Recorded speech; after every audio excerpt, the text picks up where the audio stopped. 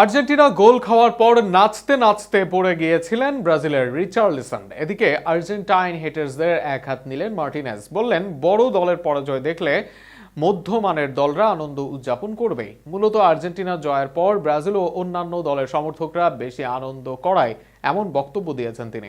তার বক্তব্য নিয়ে বিস্তারিত থাকছে প্রতিবেদনে। বিশ্বকাপের শিরোপা ধরে রাখার স্বপ্ন ভেঙেছে আর্জেন্টিনার, তবে ফাইনালে পরাজয়ের হতাশার মধ্যেও মাথা নত করেননি দলের ডিফেন্ডার লিজান্দ্রো মার্টিনেজ।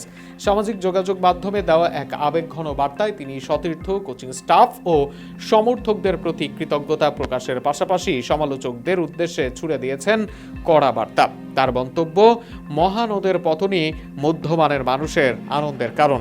বিশ্বকাপ ফাইনালে স্পেনের কাছে হেরে শিরোপা হারানোর পর দেওয়া দীর্ঘ পোস্টে মার্টিনেজ লিখেছেন, ট্রফি দেশে ফিরিয়ে আনতে না পারার কষ্ট তাকে গভীরভাবে আঘাত করেছে।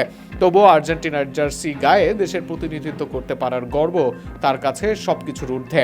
তিনি বলেন, এই যাত্রা শুধু ফুটবলারদের ছিল না, কোচিং স্টাফ, কর্মকর্তা, চিকিৎসক দল, ফিজিও, কিটম্যান, রাঁধুনি এবং নেপথ্যে নিরলস পরিশ্রম করা প্রতিটি মানুষ এই অভিযানের সমান অংশীদার। তাই শিরোপা না এলেও তাদের অবদান কখনোই ম্লান হয়ে যাবে না।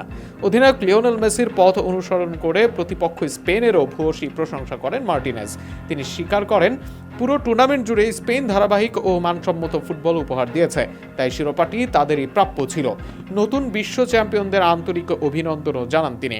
নিজ দেশের সমর্থকদের উদ্দেশ্যে মার্টিনেজ বলেন, একটি ম্যাচের ফলাফল কখনোই পুরো অভিযানের মূল্যায়নের একমাত্র মানদণ্ড হতে পারে না।